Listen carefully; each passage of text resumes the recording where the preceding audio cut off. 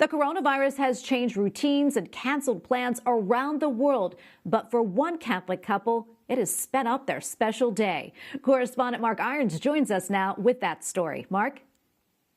Tracy, Joe and Mary Remlin had 200 confirmed guests for their wedding, which was supposed to take place this weekend. They were still weeks away from their big day when, in their words, God had other plans. Mary was still 3 weeks away from marrying her fiancé Joe when she got a call from their priest. And he was like, well, Mary, I hate to tell you this, but unfortunately, after 8 p.m., all the churches in Maryland will be closed. That meant no weddings for the foreseeable future. It was Monday, March 30th, and because of the spreading coronavirus, Maryland was hours away from enforcing its stay-at-home order. Monsignor Joseph Luca from St. Louis Parish in Clarksville, Maryland, mentioned one possibility. He's like, but if you can get to the chapel today, I'll marry you today. Mary, a nurse at St. Agnes Hospital in Baltimore, was in the middle of her shift.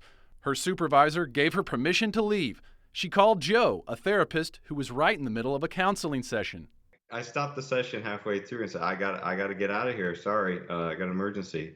Mary changed from scrubs to her wedding dress. And back at his home, Joe couldn't find his wedding band. Searching, no ring. Separately, both rushed for the church. And I'm booking it down I-95.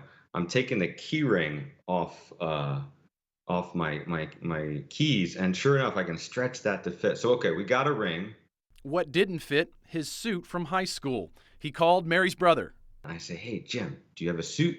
And he's like, yeah, Joe, I got you covered. Monsignor's kind of like glancing at his watch, like, where's the groom? But with minutes to spare before 8 p.m., with a few family members on hand, Joe and Mary made it official. The Father, and the Son, and the Holy Spirit. Amen. And now you may kiss the bride.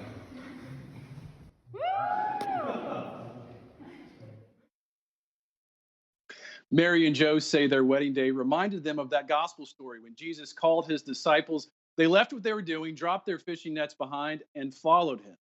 And if you're wondering about that wedding ring that Joe couldn't find, he says after the wedding, he turned his room upside down. Eventually, he did find that ring. Tracy. What a great story. Thank you so much, Mark, for sharing that with us. God bless them. Correspondent Mark Irons reporting tonight. Thank you again, Mark.